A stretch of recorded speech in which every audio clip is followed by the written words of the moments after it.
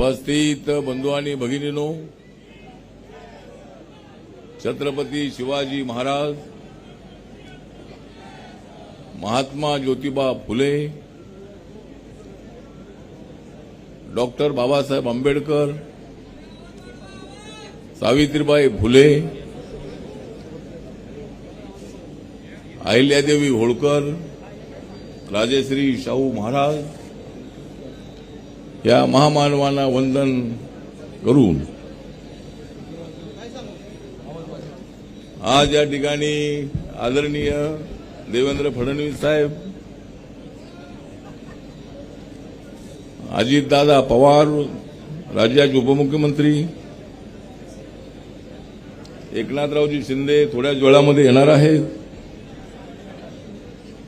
आपले प्रफुल्ल पटेल साहेब, चंद्रकांतदादा पाटील,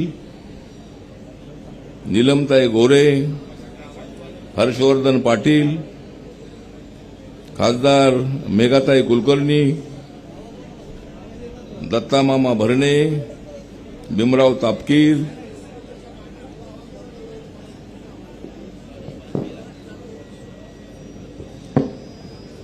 आणि बाकीचे अनेक मान्यवर मंचकावर उपस्थित आहेत. मी एवढं सांगतो की अजितदादा पवार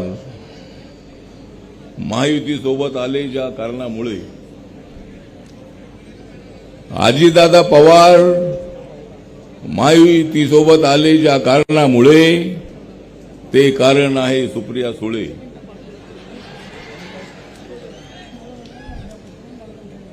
अजितदादा आता राहिले नाहीत खुळे, अजितदादा आता राहिले नाहीत खुळे, त्यामुळे हरणार आहेत सुप्रिया सुळे. कुणी किती केला कल्ला,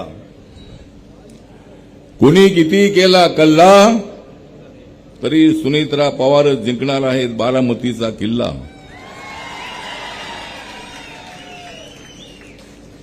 अजितदादांनी गाठला आहे विकासाचा पल्ला. अजितदादांनी बारामतीच्या पुण्याच्या विकासाचा गाठला आहे पल्ला. म्हणूनच मी पवार साहेबांना देतो मोदी सोबत येण्याचा सल्ला. तर आजची जी निवडणूक आहे, महाराष्ट्रामध्ये महायुती अत्यंत मजबूत झालेली आहे. माननीय नरेंद्र मोदींच्या नेतृत्वाखाली आम्ही अत्यंत चांगल्या पद्धतीचं काम करतो आहोत.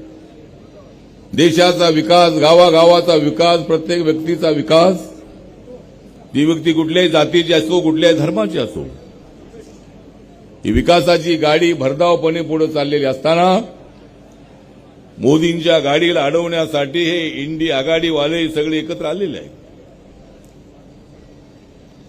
आणि मला असं वाटतं की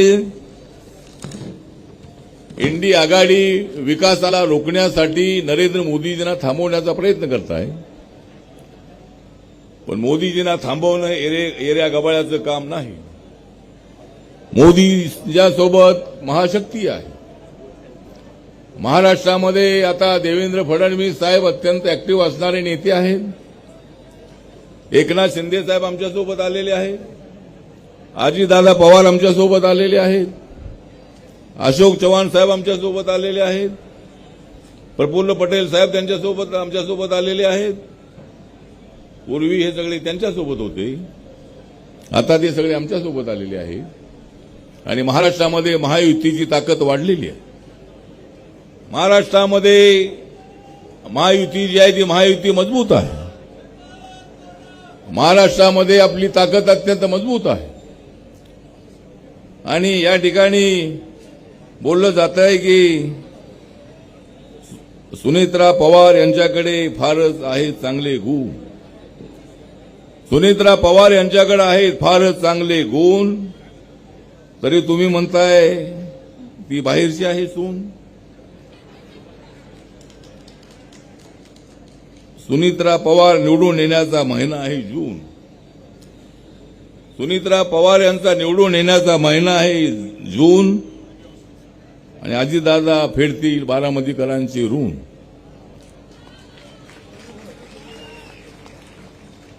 आणि या सुप्रियाताईंच्या बद्दल आम्हाला आदर आहे. त्यांनी चांगली भाषणं लोकसभेमध्ये केलेली आहे. आता सुनेत्रा पवार यांना चांगली भाषणं करू द्या, त्यांना संसदेमध्ये जाऊ द्या. एक जर अजितदादांनी सर्वात अगोदर निर्णय घेतला की सुनित्राजींना उभं करायचं, त्यावेळेला पवार साहेबांनी सुप्रियाला उभं नाही करायला पाहिजे होतं. आणि ही सून बाहेरची कशी काय होऊ शकते? सुप्रिया सुळे बाहेरचे आहेत. त्यांचं लग्न झाल्यानंतर ते सुळे कुटुंबामध्ये गेलेले आहेत आणि सुनित्रा पवार या पवार कुटुंबामध्ये आलेले आहेत. त्यामुळे त्यांना बाहेरचं म्हणणं योग्य नाही. त्यामुळं त्या आपल्या सून आहेत. ज्यावेळेला सोनिया गांधीजी या बाहेरच्या होत्या, त्यावेळेला पवार साहेबांनी त्या बाहेरच्या आहेत म्हणून त्यांच्यावर आरोप केलेले होते. ज्या पवार साहेबांना काँग्रेस पक्षाने काढून टाकलं, एवढा मोठा नेता असताना महाराष्ट्रामध्ये 98 मध्ये जवळजवळ 37-38 जागा निवडून आणणारा तो नेता होता. त्या नेत्याला पक्षातून काढून टाकलं. ज्या काँग्रेस पक्षाने त्यांच्यावर अन्याय केला त्या काँग्रेस पक्षासोबत जाण्याची आवश्यकता नव्हती. विकासासाठी पवार साहेबांनी मोदींच्या सोबत येणं अत्यंत आवश्यक होतं. परंतु पवार साहेबांनी निर्णय घेतला नाही. पवार साहेब जर इकडे आले असते तर अजितदादा आलेच असते. सगळ्या राष्ट्रवादी काँग्रेसमध्ये फूट पडली नसती.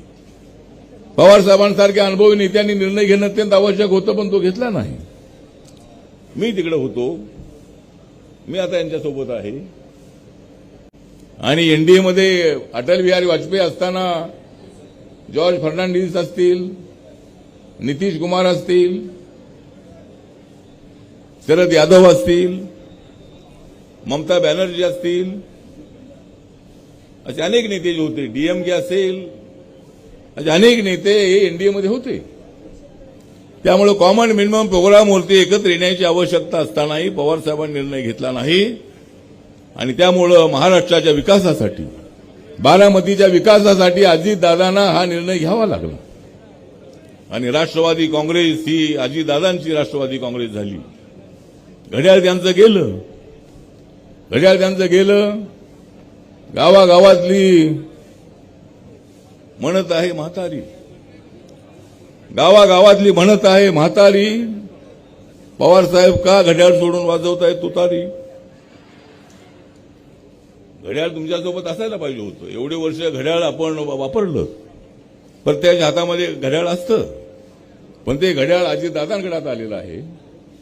कारण त्यांच्याबरोबर 42 आमदार निवडून, त्यांच्यासोबत 42 आमदार आलेले आहेत. एकनाथ शिंदे यांच्यासोबत 40 आमदार आलेले आहेत. इकडे उद्धव ठाकरे हे त्यांच्यामध्ये दडपडाट झालेला आहे. रोज अशा पद्धतीचे आरोप करताय, रोज नरेंद्र मोदींना शिव्या देण्याचं काम करताय. जेवढ्या जास्त शिव्या द्याल तेवढी आमची मतं वाढणार आहे. किती तुम्ही शिव्या द्या, पण आम्ही करणार आहोत 400 पार. आम्ही करणार आहोत 400 पार आणि होणार आहे इंडी आघाडीची हार. त्यामुळं आम्हाला 400 जागा जिंकायची अजिबात अडचण नाही. मागच्या वेळेला एनडीएच्या 351 जागा होत्या, बीजेपीच्या 303 जागा होत्या. यावेळेला बीजेपीच्या 370 जागा येणार अशी ग्वाही नरेंद्र मोदी यांनी दिलेली आहे. आणि एनडीएच्या 400 पेक्षा जास्त जागा निवडून येणार. आणि सगळे एक्झिट पोल आहेत, सगळे रिझल्ट आहेत. आमचे संजय राऊत म्हणतायत की आमच्या 300 थांबा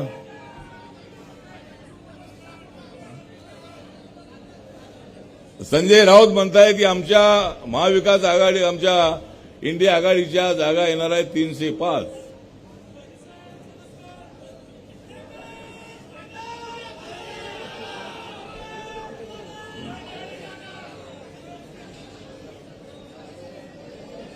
संजय राऊत म्हणतायत की आमच्या 305 जागा निवडून येणार आहेत. कुठून 305 जागा निवडून येणार आहेत?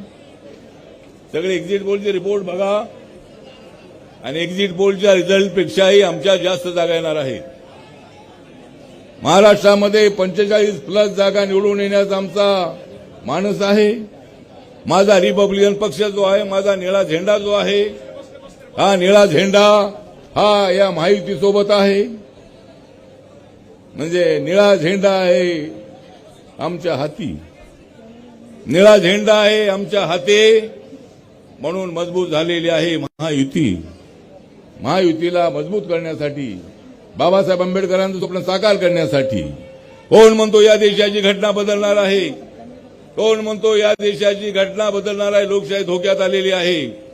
लोकशाही धोक्यात आलेली नाही. तुमची काँग्रेस आणि इंडिया आघाडी धोक्यात आलेली आहे. काँग्रेस आणि इंडिया आघाडी धोक्यात आलेली आहे. तुम्ही म्हणताय लोकशाही धोक्यात आलेली आहे. आणि बाबासाहेब आंबेडकरांचं संविधान कोणीच बदलू शकत नाही. माननीय नरेंद्र मोदीजी यांनी सातत्यानं सांगितलेलं आहे. बाबासाहेबांची अनेक स्मारकाची कामं पूर्ण केलेली आहेत. लंडनमध्ये देवेंद्रजी मुख्यमंत्री असताना तिथे 41 कोटी रुपये खर्च करून बाबासाहेब आंबेडकरांचं राहतं घर त्या ठिकाणी म्युझियम केलेलं आहे, त्याचं स्मारक केलेलं आहे, राष्ट्रीय स्मारक. अनेक स्मारकाची कामं पूर्ण झालेली आहेत. मुंबईमध्ये हिंदू मिलचं काम चाललेलं आहे. 1100-1200 कोटी रुपये खर्च करून देशातलं अत्यंत मोठं आणि अत्यंत चांगलं स्मारक त्या ठिकाणी होणार आहे. आणि त्या ठिकाणी माननीय नरेंद्र मोदींच्या हस्ते त्याचं लोकार्पण नक्की 1-1.5 वर्षामध्ये होणार आहे. तेवढं अनेक कामं त्यांनी पूर्ण केलेली असताना हे मुद्दाम दलित समाजामध्ये संभ्रम निर्माण करण्यासाठी संविधान बदलणार आहेत, संविधान बदलणार आहेत, अशा पद्धतीचा अफवा पसरवणं योग्य नाही.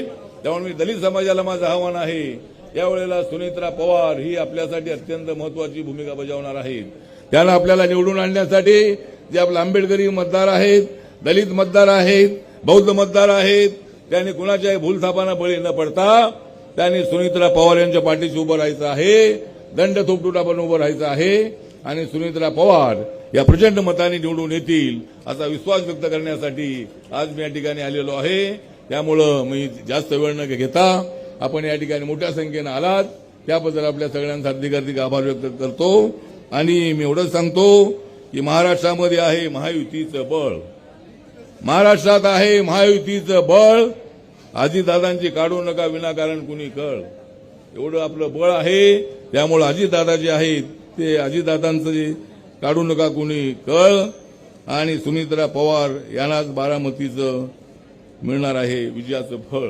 त्यामुळे तुम्ही निवडून येणार आहात, किती कुणी काय म्हणत, परंतु तुम्ही या ठिकाणी निवडून येणार आहात असा विश्वास या ठिकाणी व्यक्त करतो. आणि माझे 2 शब्द संपवतो. जय भीम, जय भारत, जय महाराष्ट्र.